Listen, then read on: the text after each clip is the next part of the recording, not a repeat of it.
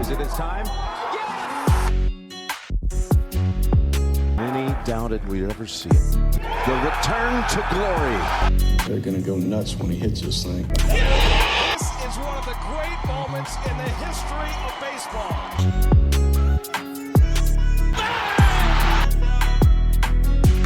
Sideline! Touchdown! Unbelievable! I swear you'll never see anything like this ever again! I'm him! This is Hill Twins Golf. Good morning, afternoon, evening, ladies, gentlemen, girls, and boys, whenever you are catching us. My name is Garrett Hill. I am sitting here in this beautiful, very comfy chair with my best friend, Andrew Hill. Andrew, you know what? Let's start out, man. We always do it the same exact way. Here we are for episode 14, I believe this is. That's correct. We are going to be honest with you guys. We have a lot of stuff going on, okay? We are getting hired on some new jobs. I'm not going to give a little too much frisk on that one, but got a lot of stuff going on, so we have been a little bit slow to get some content out to you. Nonetheless, Andrew, here we are. We had a beautiful weekend full of sports, full of golf in particular. But let me ask you, man, I care about nothing more than how you're doing, my friend. How are you doing it, Andrew? I'm doing pretty good. It was quite the weekend. Like Garrett alluded to, some beautiful, incredible links golf being played this weekend. You know we were tuned into that. Where else would we be than in front of our TV screen the weekend of a major championship? That's right, you guessed it, in front of our TV. Garrett, I have to ask you the same question, brother. How was your weekend? It was absolutely incredible, Andrew. I do appreciate your, you're really kind asking me here. My weekend was great. You said there was no place that we'd rather be than in front of the TV, but there was one place that we were besides the TV, come the later rounds, and that was on the golf course. That's right. You heard it here first. There was no footage allowed at this particular golf course. As of now, there could be coming in the future. We didn't record, but we had a great time on the golf course. But we had an even better time watching all of the sports and, in particular, again, the golf tournament. Andrew, before we jump right into it. Well, I know, but what are we covering today is what I was about to ask you. We're going to be covering the Open Championship, the 151st edition of the Open Championship that we had in Royal Liverpool and Hoylake, England, at Royal Liverpool Golf Course. We're also going to run into a little bit of our MLB standings, just how things have been going. We're going to break down a little bit of the scores that we had for you guys on Sunday. We're going to be getting into a little bit of the Ryder Cup standings that we now are looking at after our last major championship we had this weekend. Lots of shake-up there. Tons of shake-up. It's getting very interesting there on the Ryder Cup front of things. We've now got a brand new lock on the Ryder Cup. We do have a brand new lock. We've also got some guys for the European side, the USA, as well as Andrew was alluding to. The Ryder Cup's going to be a whole lot of fun. I can't wait to get into it, and I can't wait to watch it. Guys, what else we got? That is going to be at the end of September. Just so y'all know, it's September 29th through October 1st. We're also going to be covering a little bit of an update as to the countdown to not my favorite sport, but it is a close second. We are getting very close to college football. I'm excited for that. Listen, I'm very excited for that as well. I mean, for everybody who has been, kind of strongly following the PGA Tour the past couple of weeks, you see a lot of... There's one thing that all of these golfers that are finishing high have in common. Andrew, what is that? They all went and attended the University of Georgia. I mean, you heard me. I'm barking at adults here. I don't care. I'm a huge Georgia Bulldog fan, as is Andrew. I mean, we've got the poster behind us. Shout out to Mr. Mike Bobo. We hope you do well on the offensive side of things, on the coordinator side. Listen, nonetheless, like Andrew said, college football is coming up. We're going to give you a whole lot of that when it gets here. We're going to touch on it a little bit. As Andrew said, we did have SEC Media Days this past week, so it was a lot of fun. Couple of, tidbits to touch on there. But, Andrew, did you have a good time watching the Open this past weekend? I had a fantastic time. I mean, I had my guys going into the tournament that I was cheering for. I was looking for, finishing high up on the leaderboard. But, Brian Harman ends up taking the 151st edition of the Open Championship back to the United States. Garrett, tell me what's so great about this win.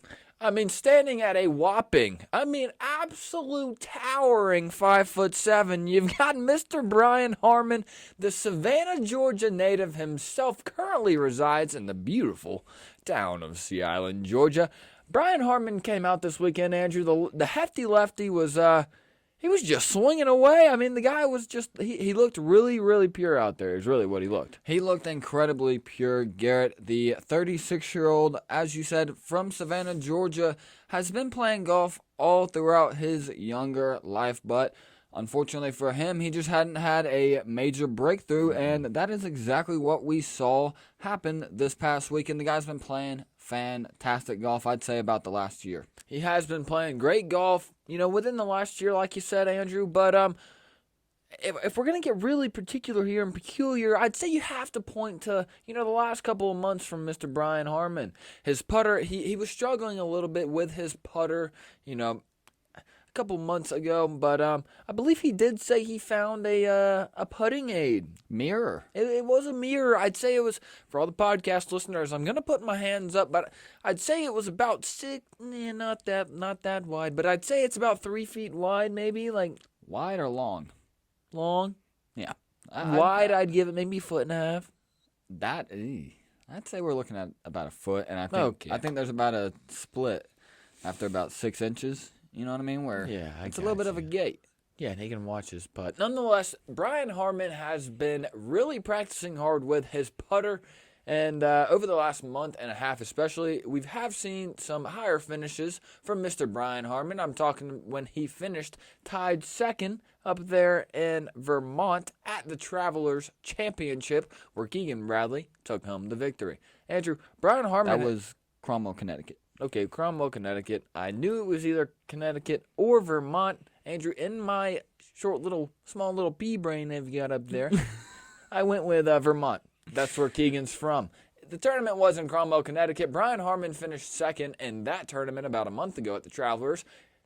He finished second because he was putting the ball really well. Mm-hmm. That's exactly what he did in Hoylake, England, at Royal Liverpool Golf Club. It was awesome to see. Brian Harman... This was one of the most interesting stats, okay? Well, I mean, you want to dive into this thing? Well, I'll give Garrett his credit where it's due. After Brian Harman sank his par putt on the 18th hole, the 72nd hole of the championship, he grabbed his golf ball out of the hole and he looked up into the stands and he chucked it. Now, one interesting thing about this, which, side note, I never really understood why professional golfers chuck their balls after they win a tournament. I don't either, Andrew. Me personally, the only memorabilia. Time... Yeah, it absolutely is. Roy did it out of his hole-in-one exactly. A couple of weeks ago. For me, the only time I am throwing a golf ball on the golf course, I'm a right-handed golfer, per se. The only time I'm throwing my golf ball on the golf course is when I'm angry. You ever heard of a lefty angry throw? You taught me that. I did teach you that, Andrew. Nonetheless, a lefty angry throw is, if you're naturally right-handed and, you get mad, you can really toss a golf ball, kind of a long way. What do? Put it in your left hand, your opposite hand. If you're lefty, it's going to be your right. Put it in your opposite hand and throw the ball as far as you can. Andrew, what did I say yesterday after Brian Harman sunk that punt on 18 and just absolutely launched his golf ball? Well, I mean, considering that he does play golf left-handed, what Garrett just explained, he threw his golf ball with his right hand, which would have, I was under the assumption that was his, offhand, weak hand, and it wasn't really going to go far. It may not even make it into the stands. You want to talk about one of the biggest crow hops I've seen on a putting surface. Guy looked like ever. Michael Harris Jr. out there, throwing a runner home. I thought he looked like Yoenis Cespedes out in left field, throwing at a guy, turning around, making the play around third. Hey, Oakland Athletics or Mets? What are we talking here? We're talking Mets, Yoenis. That guy was a stud. You're right, Andrew. Nonetheless, Brian Harman looked really natural throwing the ball with the right hand. Why, you ask? Well, that is because he is... I keep bumping into this dang microphone. Why do you ask that Brian Harman looked so natural throwing the ball into the stands with his left hand after he secured the victory in Hoylake, England at Royal Liverpool? Well, let me give you the answer. Short and sweet. That's because he is right-handed. golf is the only sport that Brian Harman plays left-handed. That's interesting. Andrew, Brian Harman's a big outdoorsman, isn't he? He is a very, very big outdoorsman. And on what side does he lay the rifle? He does not use rifles, Garrett. Okay, he you're uses right. bows. Well, on what side? Okay, well, he has shotguns before, as he has posted on his Instagram. But what side of his body does he put that bow / occasional rifle on? He's lining that thing up, and he's looking out of his bow and arrow with his right eyeball. Absolutely. That is a sure-tail sign of a guy who is righty-dominated. Apparently not on the golf course. That's exactly what Brian Harman is not. Is left-handed overall. Again, on the golf course, he is. Andrew, it was absolutely beautiful for the former Georgia Bulldog. Well, I mean, what were your favorite parts of Brian Harman's performance this weekend? Just how gritty the performance was. I mean, Tommy Fleetwood, he came out there on Thursday's opening round and shot lights out. Tommy Fleetwood ended 5 under on Thursday's first round. Tommy Fleetwood was. So, going into this tournament, Tommy he is a hometown favorite. The guy grew up 30 miles from Royal Liverpool. He knows and is one with the locals out there. But so after Tommy ends up coming out there and shooting a 5 under opening round, it was really interesting for me, at least just watching the golf tournament and just seeing how Brian was going to respond to all the hecklers and all the fans who were rooting clearly for Tommy Fleetwood. And it got to a point Saturday where all they wanted was just drama, and they were just rooting for anyone except for Brian Harman. That's exactly what they were doing, Andrew. The patrons, one could say, out there at Royal Liverpool, they utterly were rooting for their guy, Mr. Tommy Fleetwood, Tommy Lad, as they say out there. Or, they were also rooting for Matthew Jordan, as he was a member, or is a member, a lifelong member of Royal Liverpool Golf Club. What were you about to say, brother? Side note about Tommy Fleetwood, they call him Fairway Jesus. They do call him Fairway Jesus. Why, you might ask? Well, that is obviously due to the locks, the luscious locks that Tommy, shout out Nook, wears. Yep, shout out Nook. Anyways, listen, it was a great performance from Brian Harman. Andrew, getting back to what you were saying about Brian Harman being very gritty, he was very gritty. I believe it was it Friday or Saturday that he was paired with him? I believe it was Saturday. Am I right? Saturday. Mm-hmm. So Brian was paired with Tommy Fleetwood on Saturday. It was very interesting. Brian Harman, in his post-round interview on Saturday, was actually he actually mentioned that this might have been a Sunday post-round interview. Nonetheless, Brian Harman, he knew that everybody at Royal Liverpool was rooting for Tommy Fleetwood. Quote's kind of running from my head right now, but I can't remember what he said. I believe Brian Harman, I do remember. Brian was walking up the fairway with his good buddy, well, not good buddy, but his playing partner, which, another interesting note, Tommy Fleetwood and Brian Harman actually played together in last year's Open at St. Andrews, so that's pretty cool. They played together before. Anyways, this year, when Brian and Tommy were playing together, they were walking up a fairway. I'm not sure which fairway it was, but a patron actually looks at Brian and says, "Brian, you don't have the stones for this. You don't have them. You don't have the stones to get it done." Andrew, he got it done, didn't he? He lifted that claret jug on Sunday afternoon, so Sunday evening with a Guinness Light in there. A Guinness. I don't think those beers are light. Well, they might not be light. Have you seen the color of those things? They are Guinness. Yes, I am. But they do make Guinness Light. I have never tried one, and I like to shy away from my Guinness drink. We don't drink over here. No, we don't. Anyways, yeah, we do not. Andrew, what did you think of Tommy's overall? Well, let's stay on Brian. You want to? I'm game to stay on Brian. Okay, cool. We're gonna stick with Brian Harman here. Andrew, give us some more thoughts on Mr. Harman here. Well, here's an interesting thing. Brian Harman is sponsored by Titleist. If you guys were watching the Open Championship this past weekend, you also noticed his logo on his hat. That was Megacorp. He is sponsored by one of my personal favorites, the Southern brand Columbia. I know you like your Columbia gear. Columbia gear is pristine. He's also sponsored by NetJet and GTL, or Guaranteed Trust Life. Hey, what's that? Can I give you an interesting note on the Titleist thing here? Hit me. So, Mr. Brian Harman, he used to be sponsored by TaylorMade back in the day. I'm not sure what tournament it was, but it was somewhere around 2014. I believe it might have been the John Deere Classic, but the switch kind of happened a couple weeks before. He was playing with one of his buddies. His buddy had a Titleist Pro V1. Brian Harman used that golf ball for the rest of the round. He said, you know what, I can flight my irons really well with this golf ball. You know, I'm hitting my wedge shots how I want to. I'm spinning them on the green how I want to. What does Brian Harman do, Andrew? He makes a change. He does make a change, and he signs with Titleist. The rest is history. He ends up winning a week and a half later at the 2014 John Deere Classic, one of 3 of Brian Harman's wins on the PGA Tour. Fun note here, that win at the 2014 John Deere Classic actually qualified Mr. Brian Harman for the 2014 Open at Royal Liverpool. Which Roy McIlroy, that was his last major that he won. He sure did. It was the favorite this past weekend. Yeah, he was. It was pretty rainy that year in Hoylake. It did not compare to the weather that Mother Nature sent those English/European/American golfers that were out there this weekend. Yeah, I'm kind of with you on that one, Andrew. I must say Thursday was definitely an opening round where scoring was definitely gettable. The weather wasn't too bad. No, it wasn't. It kind of held off. Sun was shining most of the day in Hoylake. Friday. The meteorologists out there doing their job in Hoylake, England, they called for rain. They really did call for rain, but they didn't get any rain. Didn't answer. Nope. Mother Nature did not answer that phone call. Maybe they left a voicemail for Brian Harman. Maybe Mother Nature left a voicemail for old B. Harm. You never know. An interesting thing about Mr. Harman, though, is the fact that he did play very well in the Open last year.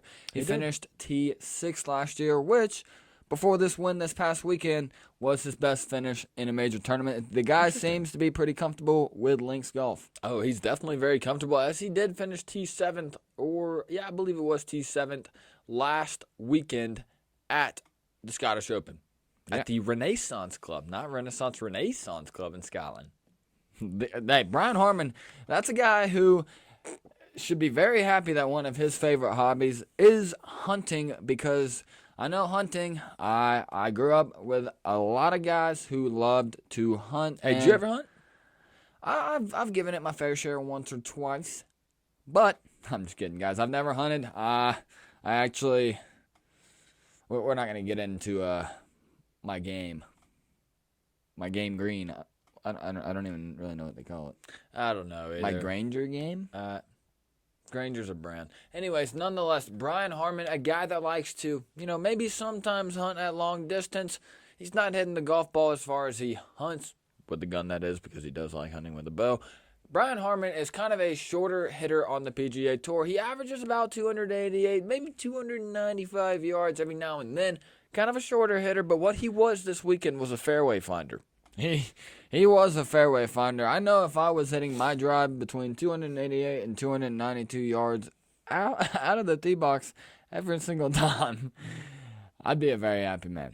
Let's just say that.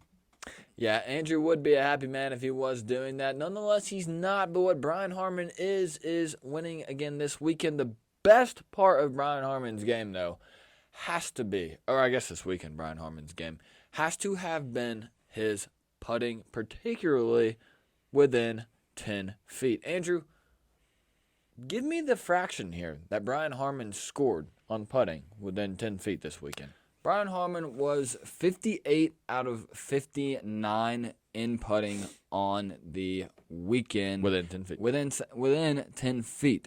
That is just about as good as it gets, Garrett. I mean, is that perfect? No, it's not perfect, but 58 of 59 is absolutely, utterly absurd. He actually missed his only putt inside of 10 feet on the par 3 13th, which we're going to get into. Garrett, what do you say? I'm game to make like a bunny rabbit and hop right into it. And you want front nine?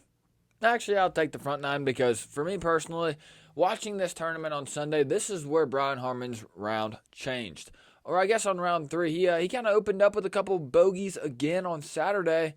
It didn't matter. He bounced back on Saturday, finished the day at even, I believe, or was he 1 under? I believe he was even. He was 2 under. He was 2 under. Yeah, he was 2 under. At this point, John Rahm had been. Yeah, I mean, it was absurd. We're gonna get to him. Don't worry about it. We're gonna get to the Spanglish, nonetheless. Spanglish.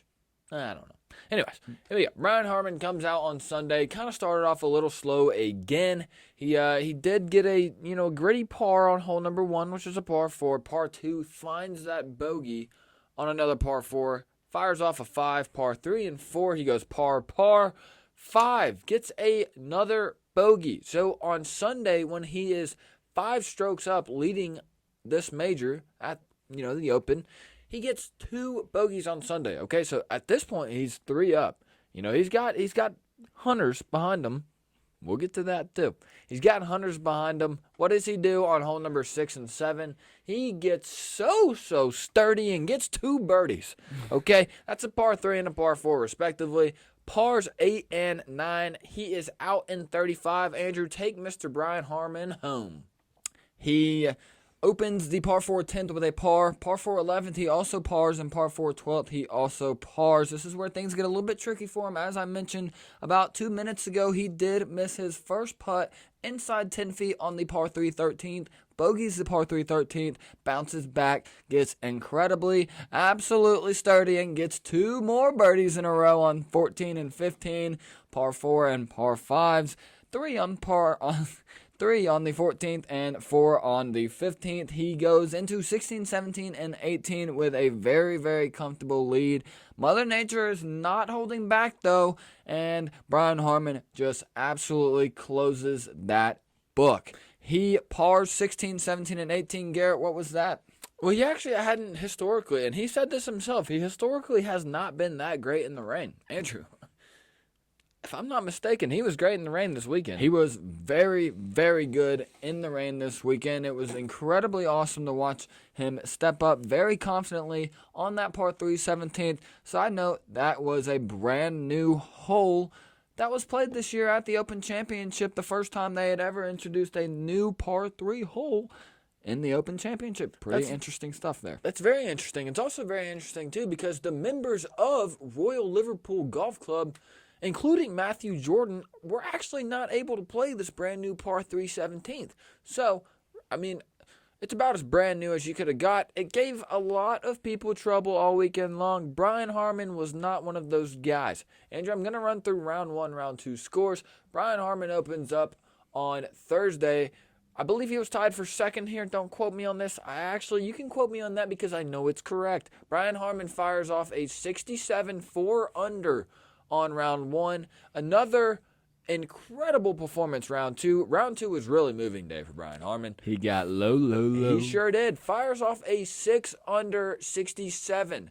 Brian Harman is sitting at 10 under going into Saturday. Andrew, Saturday and Sunday, take him home. Well, I just swatted at a beetle. I was not able to... A beetle? I swatted at a gnat, was not able to catch that gnat, but unlike myself, Brian Harman was able to catch that claret jug. He finished his Saturday round with a 69 2-under on Saturday. Again, like Garrett mentioned earlier, he did open up that Saturday round. Not playing very good golf, but he did settle in. This was also when the weather was really starting to roll in, so it makes sense to see scores that were not as low. And he had to wait about 26 hours between his Friday round and the start of his Saturday round, sleeping on the lead 2 times with nobody in the house except for Harris English, who happened to stay with Brian Harman in Hoylake for all of but a couple days. As Harris English didn't miss the cut, Brian Harman spent the rest of the weekend by himself as his wife and kids were in Syracuse, New York at a long ago planned vacation. I do feel bad for Mr. Brian Harman and his family. I don't feel bad for them. They're walking away very happy here, but it would have been nice for them to be in person, celebrating on 18 green. Andrew, continue with Saturday and Sunday. Well, like I mentioned, on Saturday he does fire a 69 2-under, and we just went over it, guys. He ends up shooting 1 under on Sunday's final round to take home his first major championship of his career. He walks away with 600 FedEx Cup points. The guy's a lock to make it into the playoffs this weekend. Garrett mentioned it earlier. His family's walking away. Well, Brian and his family are walking away with $3 million. And we're going to talk about it a little bit later on the show. But Mr. Brian Harman is a lock for the Ryder Cup team. Andrew, let me ask you a question here. Little history of golf lesson. How many players have there been that have won unopened? Okay, so this can be a U.S. Open, an Open Championship, or I guess really any major if you want to get frisky with it. But how many golfers out there are there in the last 25 years that have won the tournament overall outright by 6 strokes? 7. You sure? I'm 100% positive. Okay. Andrew, you can run us through Tiger Woods has done it twice. Rory McIlroy has done it twice. We also had Louis Oosthuizen do it in the 2010 Open Championship where he won by 7 strokes. We had Martin Kaymer, the Aussie, who won the 2014 U.S. Open by 8 strokes. We had Shane Lowry, who won the 2019 Open Championship. Hey, did you catch him at his tee time on Saturday morning? I did not. It was very sunny outside at Royal Liverpool. Maybe this was Friday morning. It was Friday morning. Pardon me there. Shane Lowry, Friday morning, was standing next to Rory McIlroy on the tee box there at Royal Liverpool. And I'm not sure who they were standing with. It didn't, reveal who he was standing with. Nonetheless, it was definitely Rory and Shane. And Shane looks around at the guys he was playing with and says, "What are you doing here? The out of tee time? You're standing with a lot of claret jogs here." kind of just giving a nod to himself and Mr. Rory McIlroy. It was fun to see. Like Andrew said, Shane Lowry won the 2019 Open Championship by 6 strokes. Andrew, we've got 2 more guys, one of them being this weekend. Who are they? Well, Brian Harman did it this weekend, winning by 6 strokes. And then we had Mr. DeChambeau, or Mr. DeCham, as a couple of my buddies out there like to say. He did it in 2020, won the U.S. Open by 6 strokes. Like I mentioned, Tiger did it twice. He did it in the 2000 U.S. Open and the 2000 Open Championship. Talk about a year for Tiger Woods. That may have been when Mr. Charlie Woods was conceived. I'm just kidding. He was born a couple years later. Rory McIlroy did end up doing it in 2011 at the U.S. Open by 8 strokes and 2012 at the PGA Championship by 8 strokes. I mean, absolutely great to see from Brian Harman. I mean, he did say in his post-round interview, his mindset going into it, like we said, he had to stay in the house by himself. He's kind of sitting there with a lot of his own thoughts. What does he do, Andrew? Who does he think of? That is none other than the Georgia Bulldog himself, head coach of the Georgia Bulldog football program. That is Mr. Kirby Smart. Kirby Smart at the Open? That's kind of confusing, isn't it? Well, it is confusing until you hear what Brian Harman had to say. Andrew, what do you have to say? Well, you said it earlier. You said we'd get to it. We're doing the hunting now. Brian Harman said that he just thought about Kirby Smart on Saturday night, something that Kirby likes to mention. We're going to do the hunting, or we're not going to be hunted. We're going to do the hunting. That is exactly what Kirby likes to say. That is why your Georgia Bulldogs, maybe not yours, but mine and Andrew's Georgia Bulldogs are back-to-back national champions, soon to be 3-peated. Clip it, guys. Everybody watching at home, go ahead and clip that because that's a fact. We are going to win it again this year. Andrew, some other guys that are, have a lot in common with TCU and Alabama. That's finishing second. We've got the Aussie, Mr. Jason Day. What did he do? Well, Jason Day, he's finished second in quite a lot of these major championships. I believe it's actually been about 7 times now where he's finished second in major championships. You talk about a guy who likes finishing second, Mr. Day. Nonetheless, Jason Day opens his Thursday and Friday rounds shooting 72, which is 1 over on the cut line there, Jason. But bounces back. Teetering. He was teetering on that cut line, but he ends up bouncing back and shoots a 67 on Friday. Garrett, take us into his Saturday and Sunday rounds. So on Saturday, he fires off a 69 in kind of the worst weather there, as we've alluded to. Sunday, he fires off a 69. We're going to run you through his entire round on Sunday, as he did have a chip in. What hole was that chip in on? I'm not sure. Nonetheless, it was on one of these holes where he did get a birdie. There was 4 of those on Sunday. Front 9 going out. Jason Day fires off a car par 1 and 2. Finds a bogey on hole number 3. Hole number 3 was playing very difficult this weekend. Very, very difficult. Hole number 4, he finds another par. Gets one back with a birdie on the par 5 5th. Par on the par 3 6th. Bogey on the par 4 7th. Birdie. Getting steady is what Jason Day was. 8 and 9. 4 and 3. pars respectively. Jason Day fires off a 3 and a 2.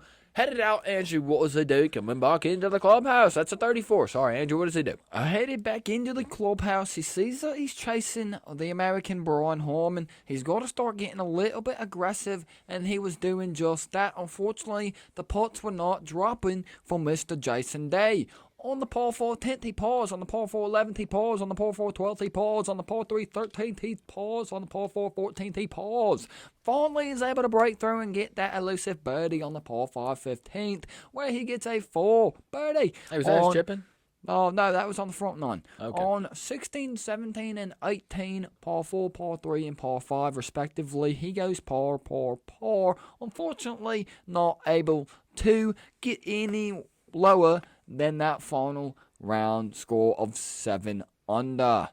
I mean, it was very interesting, Angie. You had a group of guys that were, really just chasing Brian Harman after Brian's, great Thursday and Friday. He put himself 10 under headed into Saturday and Sunday. Brian Harman wins the Open at 13 under, and nobody was catching him. Jason Day and this group of folk finish at 7 under. Jason Day walks away with $1 million. He does have to share it with quite a few other people. 203 FedEx Cup standings. Again, Andrew, this is a guy that I think will be on the Ryder Cup. We are going to get into that a little bit later. Andrew, a guy that was about to be on the IR for the Open this weekend, okay, with an absolute devastating injury on Wednesday evening at his own rental house, Airbnb one could call it, was the young Tom Kim from Mr. South Korea. Andrew, what was going on with Tommy Boy's ankle there? Well, he was stepping outside, and I believe it was just to get some fresh air. I'm really not sure, but he was getting to the bottom of his back porch. And I from what I was told or understood the story of what was told to me, it sounded like from that last stair on his back porch stair to the ground, there was about a 6 to 9 inch drop down from the porch stair to the ground. He kind of fell a long way. I mean, it's enough to get a grade A tear in your ankle, which is what they were calling it. We call that an ankle sprain, Tom. But nonetheless, Tom ends up coming out and finishing his best finish at a major for his young career, T2. And he was teetering with the cut line come Friday's second round, moving day, as a lot of people like to call it. He shot a 74 3 over on Friday, bounced back with a 68 3 under, so he's at even par, makes the cut, and he really takes advantage of that. Garrett, take us through his weekend. Andrew, after Friday, did you think Mr. Tom Kim was making the cut? No, I didn't. I thought he may actually be withdrawing in the golf tournament. Due to that horrific ankle sprain that Mr. Kim had. Anyways, Saturday and Sunday is when Tom, I guess that swelling/bruising started to cool. Actually, that's not true, as Mr. Tom Kim did show up to Sunday's final round at the Open on crutches. Yes, you heard me right. He showed up on crutches for an ankle sprain. Anyway, Saturday, he fires off a 68. Back-to-back 68s there is looking good. Sunday makes a late 4 under push. It's too little too late to catch Mr. Harman. But nonetheless, Tom Kim does fire off a 67. Walks away again with a split share of that $1 million. Again, Andrew, Ryder Cup lock. Really? No, I mean, I definitely agree with you. Another Ryder Cup lock. Another Ryder Cup lock.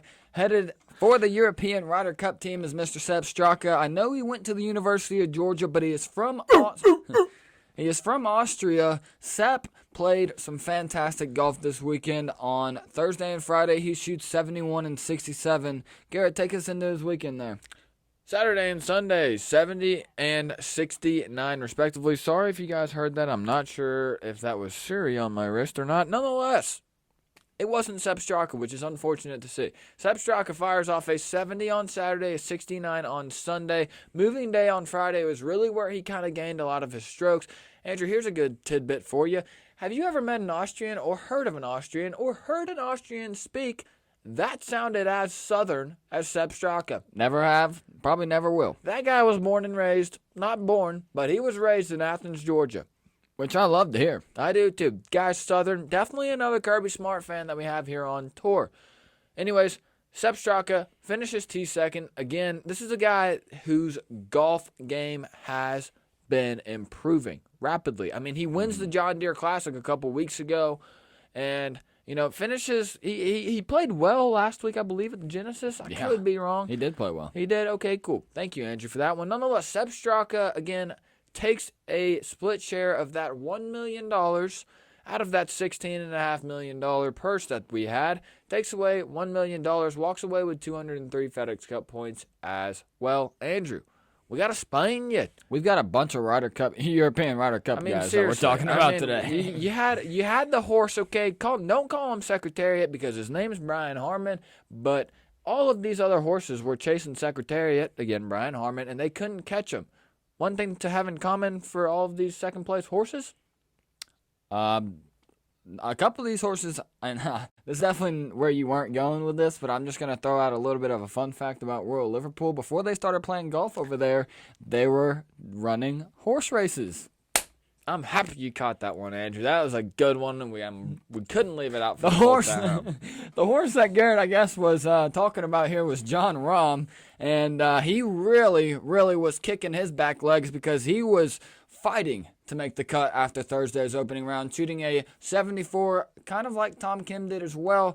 3 over after Thursday's round, bounces a little bit back, I guess you could say, with a 71 under on Friday, actually making the cut on the line. But Garrett, that man made some history come Saturday's round. Absolutely he did, Andrew. You mentioned a little bit of horse racing there at Royal Liverpool. That's exactly what John Rahm was doing as he galloped his way to a 63 8 under. Boy, oh boy, was that beautiful. I believe he had 8 or 9 birdies. I believe it was 8. He had 8 bogey-free round. The guy, his putter was hot. I mean, the broadcast kept cutting back to John Rahm every single time that he was putting. Even over like a 50-footer. I know, and I just remember looking at it every single time as he's addressing the ball, and I was like, this ball's going in.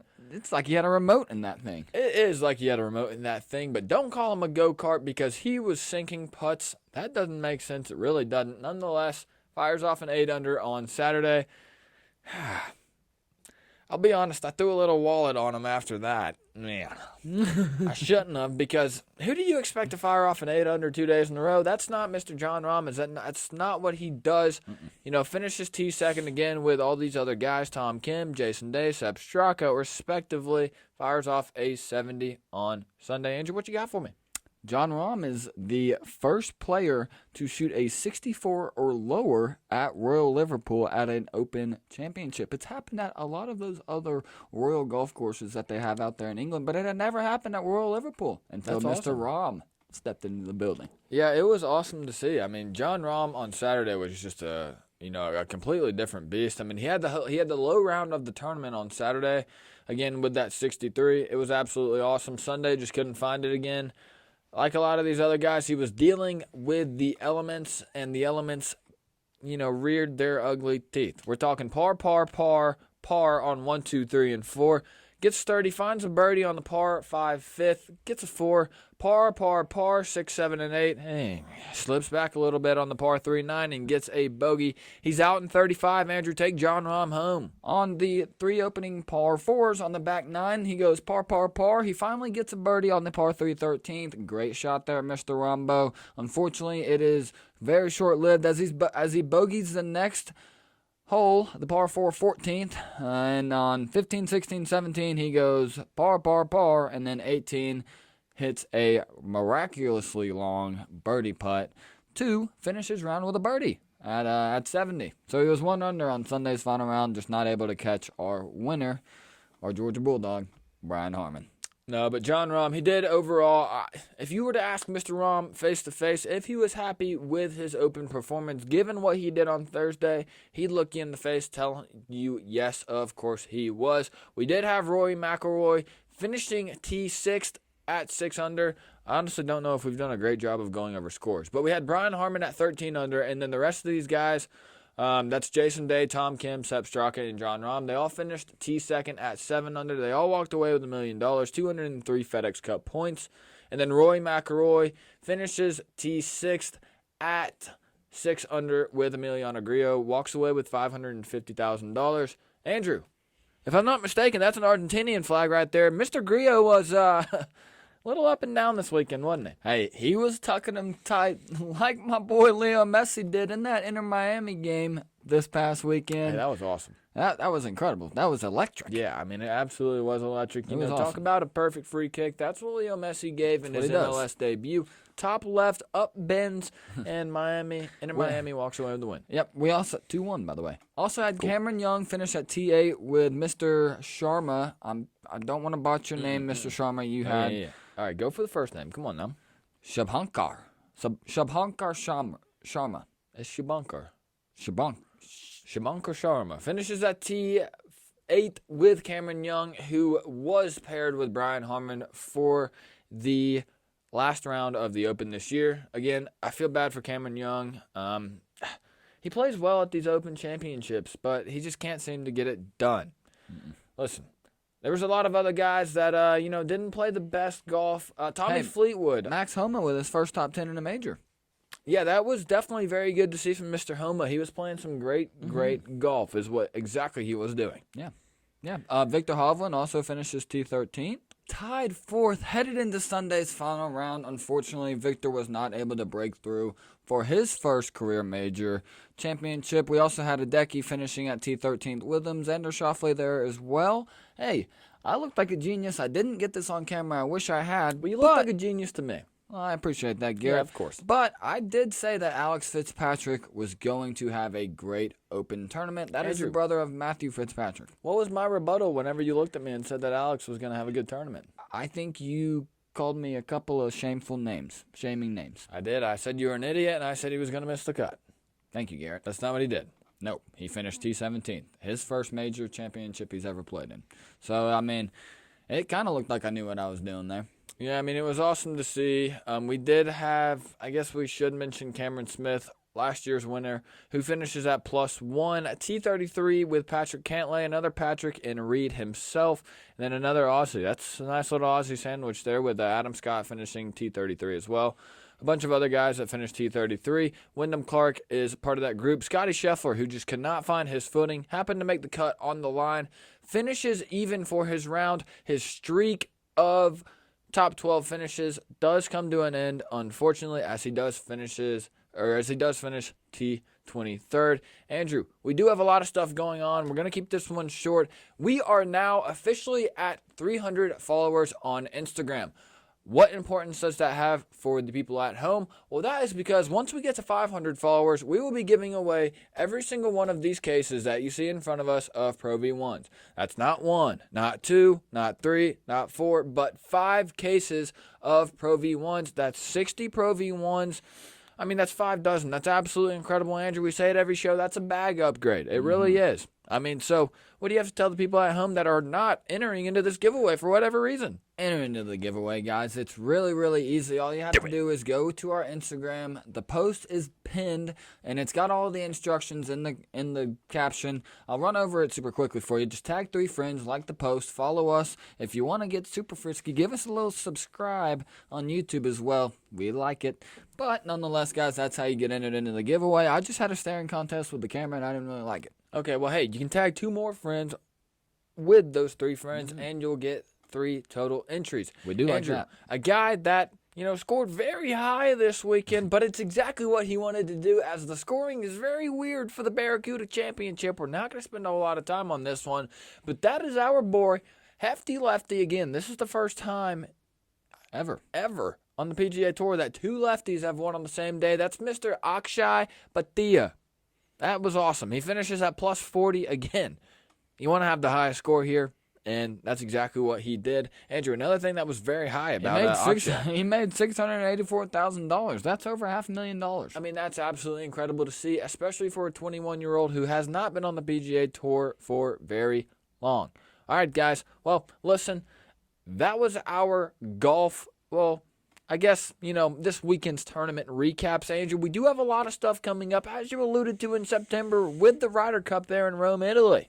Yeah, September 29th through October 1st. We're going to run through this list pretty quickly as Garrett mentioned this at the top of the show, but we did have a little bit of shuffling in the United States portion of things, Scotty Scheffler still sits at the top of the points leaderboard. Wyndham Clark, I'd say a pretty good amount behind him, but we have a man who just raised 17 points up this leaderboard. That's Brian Harman himself. Garrett, take us a little bit further down this list. In 4th, 5th, and 6th, we've got Brooks Koepka, Xander Schauffele, and Patrick Cantlay, respectively. 7th, 8th, and 9th, we've got Max Homer, Cam Young, and Jordan Spieth. You know, these are all guys that, Andrew, me personally, I do believe will be on the Ryder Cup. I mean, if you don't see one of these guys where we're at so far, top 6 are locked. All right, we're at 9 right now. So of the guys, 7 through 9, who do you see not making it? This is Max Homa, Cam Young, and Jordan Spieth. I'd say of those 3 golfers, I'd have to go with Cameron Young. Andrew, I tend to agree with you as well. Take us home through, I guess you can go to 14 just to, give a little bit more talking points here. So there's 12 total spots on this team, and it's going to be a little bit of a race to see who gets those 10, 11, 12 spots, but at the moment, we've got Keegan Bradley sitting at 10th on the point standing. We got Colin Morikawa at 11. He's got great experience at these kind of events. And we've got Ricky Fowler at 12, another man who has great experience at these kinds of events. Just on the outside looking in, we've got Sam Burns at 13, Justin Thomas at 14, and one that I said is a sleeper to make the Ryder Cup team. I want to jump ahead of this. If he does not win next weekend, he's not going to make the Ryder Cup team. If he doesn't win again the rest of the season, he's definitely not going to make the Ryder Cup team. Good putter, he though. has not won on the PGA Tour yet this year, so it's probably not going to happen. Has he ever won? No. He's never won the PGA Tour? Andrew, I don't know where you came up with that little lock there for the Ryder Cup I thought sleeper. that putter that you just said could take him to that Yeah, I know. team. Guys, Scotty Cameron and Denny McCarthy is very good, but not good enough, as it seems like he probably will miss the Ryder Cup team. Andrew, who is the most interesting name that you foresee being on the team?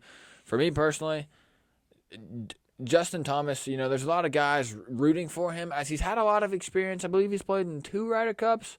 He's 16, 5, and 1. Very nice, Andrew. I don't know how you just popped that one off the top of your head like that, as I know you saw it only one time before this episode started. Nonetheless, Justin Thomas, I don't see you making the Ryder Cup team. You got to break 80 first, my friend. Andrew, who's a guy that you see sneaking in on this team? Do you think Ricky makes it? I do think Ricky makes it. I think Keegan Bradley makes it as well. I don't think Colin Morikawa makes Jordan it. Spieth? And I think Mr. Justin Thomas is going to replace Colin Morikawa on that list. You think JT makes the team? I think JT makes a run in the playoffs. He has to make the playoffs, bro. I know, and he's playing the next 2 events. That are? The 3M. And? What is it?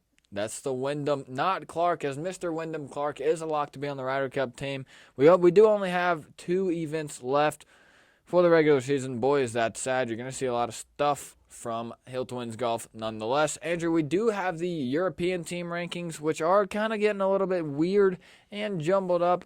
I'm not really sure how they're getting these points on the European side. But we do have 2 household names in Rory McIlroy and Jon Rahm. Those are 2 locks that are definitely going to be on the team. I think Tommy Fleetwood will probably also see his way onto the Ryder Cup team as well. Guy to look out for is Shane Lowry. I know he wants to be on that Ryder Cup team as well. I think he probably will be. I think Trail Hatton. Yeah, Trail Hatton. I think he'll probably be on the team too. Victor Hovland, that's a guy that's definitely making the team. Listen, Tom I'd say Kim. Matt Fitzpatrick. I'd say Matt Fitzpatrick shouldn't make the team. He hadn't had the best of seasons like he would have hoped for coming off of his, U.S. Open win last year. But I could see him making the team as he has, still been pretty good. Andrew, who are some other guys? I got to look for, we mentioned it earlier, Mr. Ludwig Edenberg. He is a guy who can absolutely smack a golf ball. I'd say, and he also played a couple of rounds with Luke Donald. I believe that was last weekend or the weekend before at the Rocket Mortgage. I think it might have been at the Rocket Mortgage. Yeah, I think that was like yeah, 3 weeks ago. But sorry about that. Hey, listen, another guy that is definitely going to be on the Ryder Cup team now, as his game is trending in the perfect direction. That is our Georgia Bulldog, again, Athens-raised Sepp Straka. There is not going to be a single guy on the Ryder Cup team that has more of a country accent than Mr. Straka. it's gonna. I'm interesting looking forward dynamic to it. there. Yeah, there's gonna be a very interesting dynamic. Hey, what's also an interesting dynamic is what we've got going on the diamond. As of yesterday, we're going to keep this kind of quick for you. we do have some scores to run through in the MLB slate, and we're going to give you the MLB standings rundown. That's going to be very fast as well. Andrew, start your stopwatch, because here I go. San Diego Padres versus the Detroit Tigers. Tigers take that one home 3-1. The Kansas City Royals lose to the New York Yankees 5-8. The Washington Nationals outlast the San Francisco Giants 6-1. The Cincinnati Reds beat the Arizona Diamondbacks 7-3. The Baltimore Orioles, they keep winning. They beat the Rays 5-3. Miami Marlins been slipping up a little bit, but they get one back against the Colorado Rockies. The Philadelphia Phillies kind of outlast the Guardians there 8-5. Our Atlanta Braves beat your Milwaukee Brewers. Always a sight you love to see. The Braves outlast them 4-2.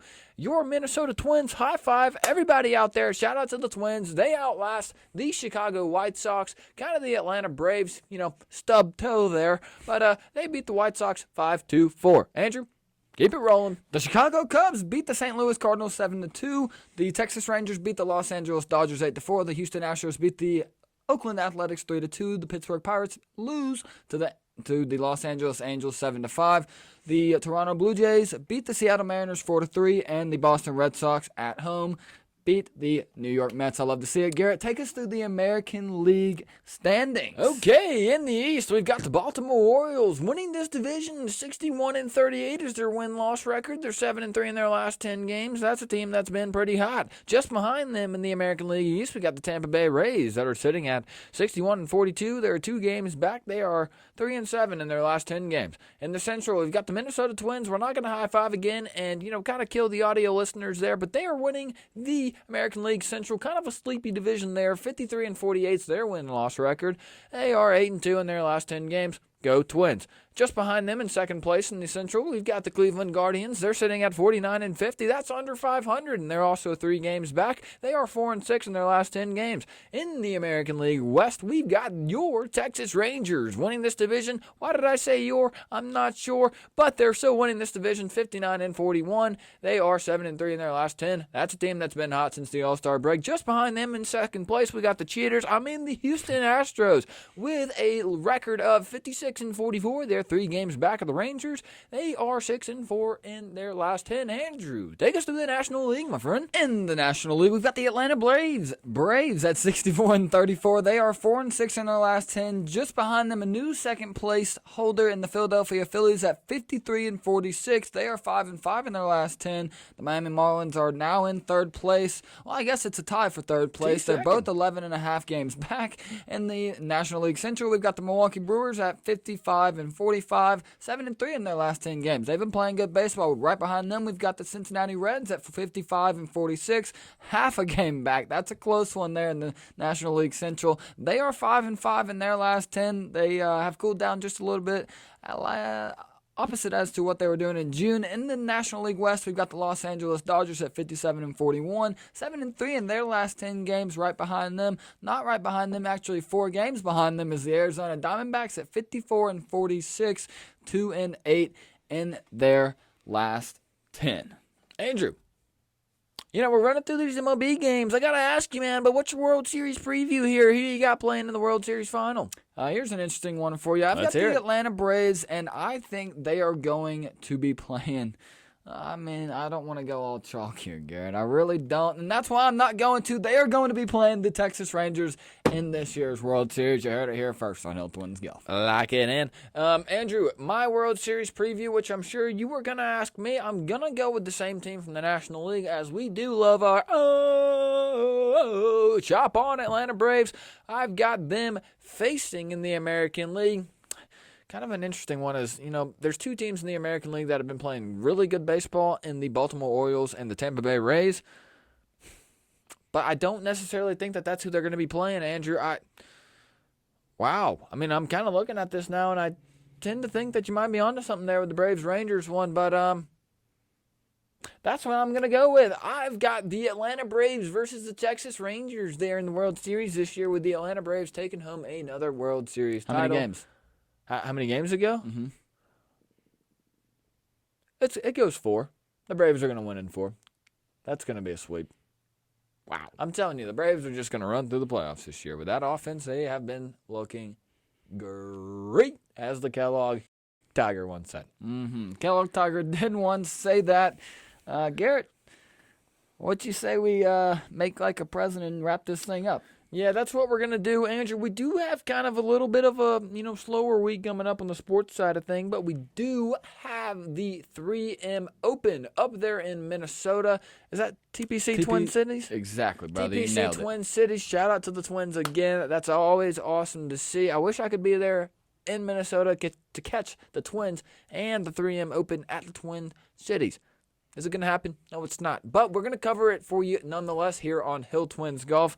Andrew, any kind of cool stuff coming up for the rest of the weekend that you want to point out? All right, guys. I just really hope that everyone out here is having a fantastic summer. It's coming to an end, unfortunately. We are about to get into the fall, but with fall comes beautiful leaves and some NCAA football, brother. And the Ryder Cup. And the Ryder Cup, September 29th to October 1st, guys. That was episode number 14 of Hill Twins Golf. Garrett, take us away, man. I mean, we are so appreciative of every single person that has been out here to support us this entire way so far. It's a fun journey. We enjoy what we're doing. We love every single second of it, and that's why we're going to keep doing it. Andrew, my name's Garrett Hill. I'm Andrew Hill. This is Hill Twins Golf. Baby Yoda, love you forever, baby. What a beauty we've witnessed.